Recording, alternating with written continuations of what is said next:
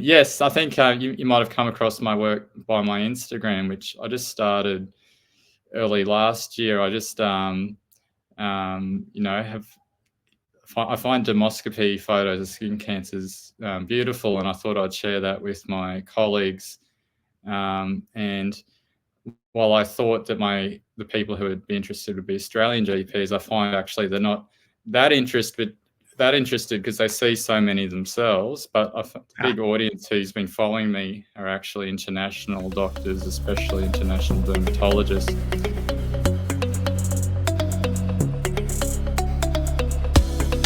Hello and welcome to another episode of Be an Awesome GP, positive conversations in general practice.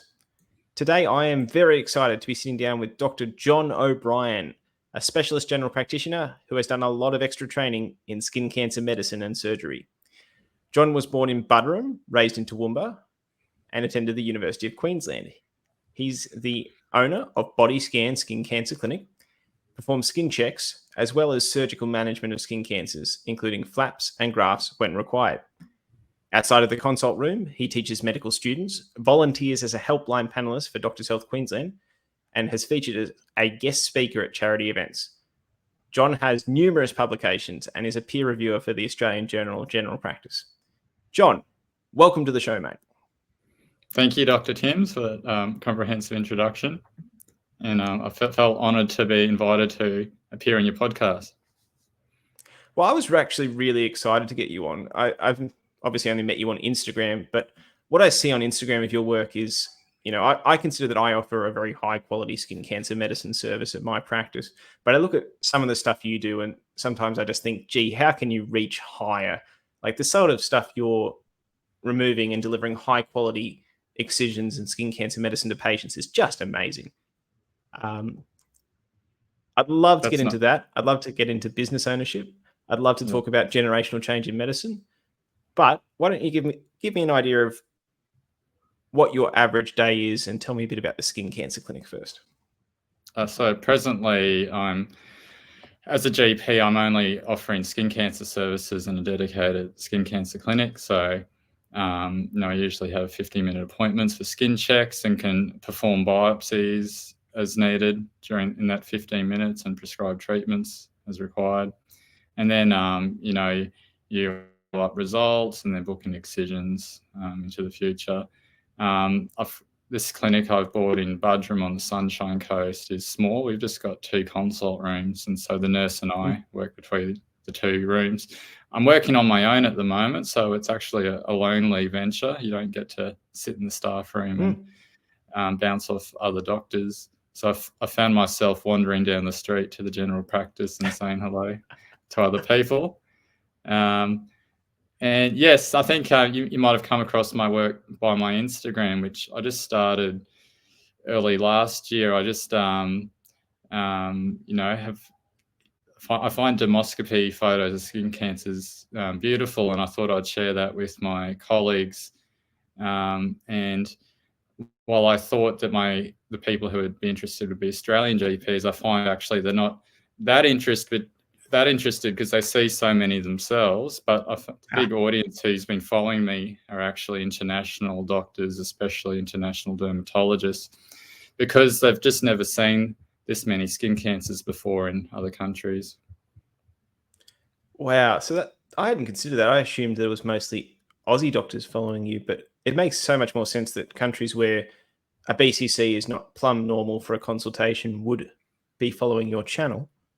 I want to talk about business ownership, if that's okay, because you mentioned you've got this new clinic. We're part of a similar generation. I just found out we're the same age.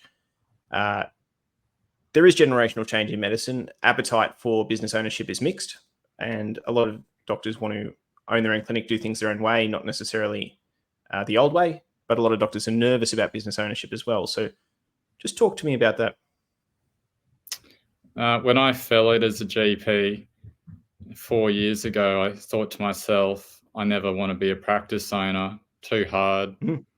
A lot of skills we've never been taught, and probably you don't make any extra money out of doing it above what you would do just seeing patients with the time you would spend running a practice. I was working for a corporate skin cancer clinic, and over time I just found myself dissatisfied in that I couldn't make changes and make positive changes to the clinic and look after the staff and train the staff, get new equipment, and change policies and procedures. So I just realised that I would have to branch out on my own eventually in order to put myself in a position where I can have independence and control and look after my staff and create my own brand. So I hunted around. I actually visited most skin cancer clinics on the Sunshine Coast to see what was out there and who the competitors were. And I was aware of a little skin cancer clinic in Buderim that had a doctor wanting to retire, and it was fully advertised, didn't have a website, and I thought it'd be a great opportunity to go in and revamp the clinic, create a new brand, and establish myself somewhere also close to home and close to schools where we want to send our children, which, as you were saying, it's important for our generation to consider long term what will keep us happy and minimize travel and maximize time at home with family. Because I think that's what I'm not a clinic owner, I'm a contractor, but the people I've talked to about business ownership, they're not necessarily doing it for the money, because it's a hard game, general practice, in terms of making a clinic highly financially viable. But they do want to do it for their why. And Simon Sinek talks a lot about finding your why, finding your just cause, and what gets you up and excited every day. And we all, well, most of our younger generation do want to be able to see our kids. We want to have a thriving family life as well as a thriving work life. And part of that why is having control and running a clinic the way you want to. Tell me a bit about skin cancer medicine in Australia. Tell me a bit about some of the things you're doing. So you do flaps and grafts at your clinic? Yes, I mean, majority of skin cancers should be treated surgically in terms of an excision, and 95% of the time it's an ellipse. And I firmly believe all Australian GPs should be very comfortable doing an elliptical excision of a skin cancer on most parts of the body. When I was working as a rural GP, I just was forced to learn skin cancer medicine and surgery because a lot of the farming patients had a high load of skin cancers and weren't willing to go anywhere else to have treatment. So that was my motivation to develop a special interest. That's a very common story. Cancer. Same thing happened to me at Port Macquarie and Kempsey. Yeah. And, the old patients, they really value convenience and not having to be referred off elsewhere. And patients are very supportive to be managed by a GP. And we know that GPs excise 80% of all skin cancers in Australia. So we're looking after the majority, the bulk. And, we aim to catch everything early where it can be treated easily before skin cancers go on to require complex excisions, anaesthetic, radiation, adjuvantly, etc. Okay. So tell me a bit, if you had to pass on any advice for someone opening their own clinic or thinking about opening their own clinic, whether it's a skin cancer clinic or a general practice service, do you have any tips, any advice you'd want to pass on? I'll start by saying I've only been a practice owner for 3 months now, so I don't have a wealth of experience. I realised that you don't need an MBA or a business degree to be a business owner. And what I've gone through, any small business owner goes through in terms of, the legalities behind a business. I luckily found a fantastic accountant who looks after everything, including bookkeeping, payroll. The accountant actually did the valuation on the practice, so I came up with a figure that I could approach for the purchase of the business. It's, as I said, it's a bit of a lonely venture. Some people prefer to do it in partnership or to buy into a practice with existing owners, which is probably a little less daunting. But, there's pros and cons of sharing the ownership with someone else. And I think, you got to, as you mentioned earlier, you got to consider, well, why do you want to be an owner? Is it to attempt to make more money, or is it the why behind it and your satisfaction? And for me, it was the why.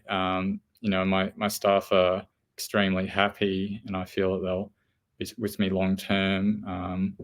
And again, that's a lovely change from corporate medicine, where there is a rapid change over receptionists, nurses, which is frustrating when you always have new people on the job learning. And again, I've got my own brand now and building my own rapport. And, the guiding principle for me is that patients value that you are interested in them, you're friendly, you're thorough, and you communicate well. That's 95% of what makes you a good doctor. I think 5% is only the how much do you know, how skillful are you? Yeah, that absolutely resonates with me. They'll always remember how you treated them.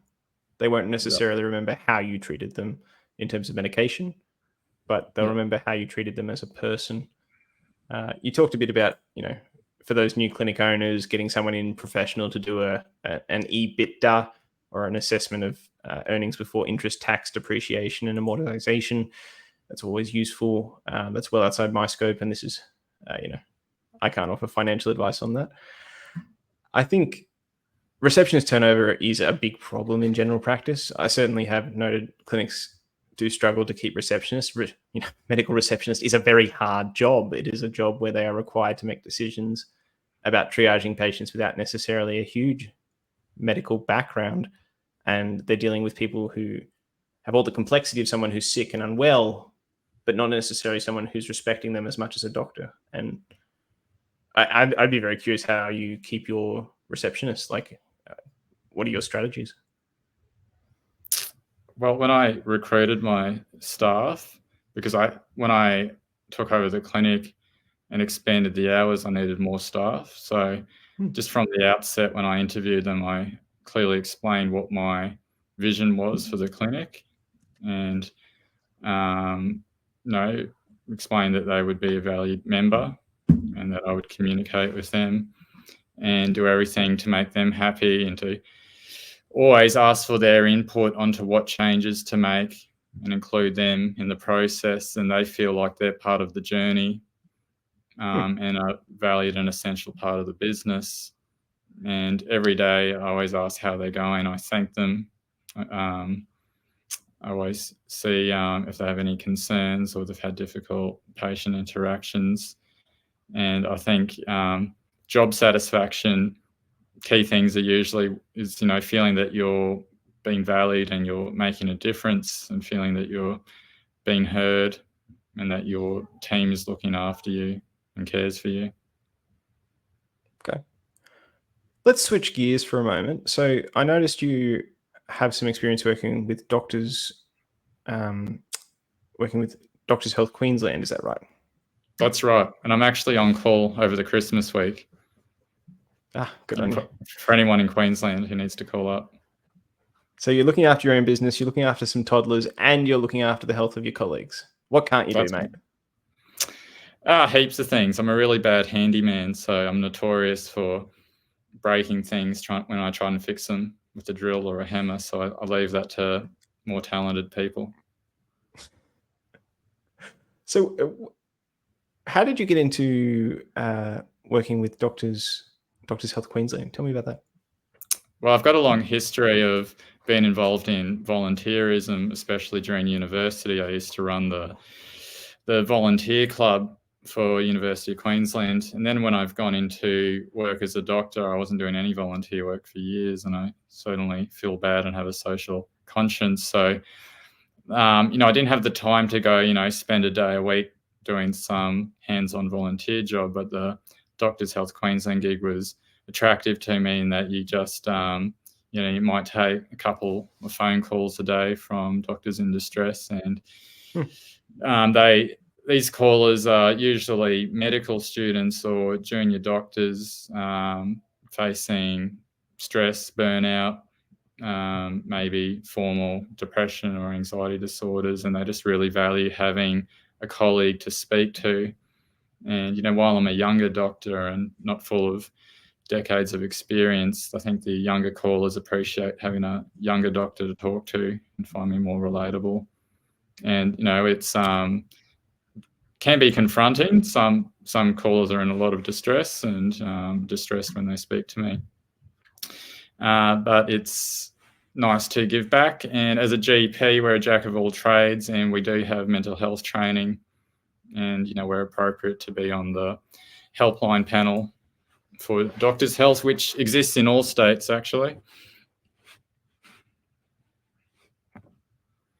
Yeah, and for anyone who does need to reach out this Christmas period, the number is 1300 374 377 or 1300 DRS for DRS 24/7. That's a great service that's available. So, on top of doing that, you also find time to do publications. So I'm not sure where you fit the time in, but I saw an article you published this year on ulcers, and you're a peer reviewer. Tell me a bit about that. Yeah, that all came from working as a GP, and you come across these incredibly interesting cases that you've never heard of before, and that your colleagues have never heard of. So you want to share your learning experience with that case and help other Australian GPs prime their brains for that case in case it ever wanders into their consult room. And I think, unfortunately, publication historically isn't done frequently in general practice, except I think there's probably a good move in the recent maybe 2 decades for GPs to be publishing and for there to be professors of general practice now. I think one of the reasons why is that most GPs work as private contractors, so it's not like we're part of a public health system where we're obliged to undertake educational activities. And I think it's so important. Yeah. Like when they write these reports, like Health of the Nation, when they write reports that they submit to the government, it's all based on evidence that is largely undertaken in general practice. And if we're not doing the research, we can't put forward a compelling argument for healthcare reform. So GPs do have to be involved in academic research. We have an incentive to do so because it keeps us evidence-based in terms of why we're an excellent part of the healthcare system. Doing a PhD is stressful. My boss just finished her PhD, and it's a big investment of time. Research is a big investment of time, but there are benefits. What is on the horizon for you research-wise? Is there anything you're looking at, or are you just looking for opportunistic cases at this stage? Still opportunistic cases. I would like to undertake a research article. Myself and colleagues have submitted a review article on skin cancer prevention, which we are submitting to the Australian Journal of General Practice. Lovely. And, it's mostly just a personal reward to have publications. However, it's a great thing to have in your resume, and for any activities you might undertake in future, it's always a desired component to be a published doctor. So I think I can hear your toddlers in the background, so I won't keep you too long, John. You are a family man, you're a family doctor, and that's always a great combination. Thank you so much for joining us on the show. Are there any parting words you'd like to leave us with? Yes, I think value your happiness highly and make changes in your career to keep yourself satisfied, and don't put money on the pedestal. Yeah. But if you're enjoying your work, you'll do well and you'll be successful and be rewarded for it. Well, it has been an absolute pleasure having a chat. To all our listeners out there, you can find John on Instagram at Skin Cancer Doctor, I believe is the tag, and very good of you to grab that tag. I can't believe that wasn't taken. This was an episode of Be an Awesome GP. If you've loved it, if you're interested in hearing more, we'd love for you to subscribe, give us a rating. It really does help promote the show and promote our message of encouraging general practice, encouraging med students to go into general practice, and for keeping our doctors healthy. You are an awesome GP. Now get out there and practice. Be an Awesome GP is targeted at general practitioners in the Australian context. It should not be taken as formal medical advice, and you should consult your own clinician for any medical matters. Opinions are those of the presenter or guests. and do not necessarily represent any organisations.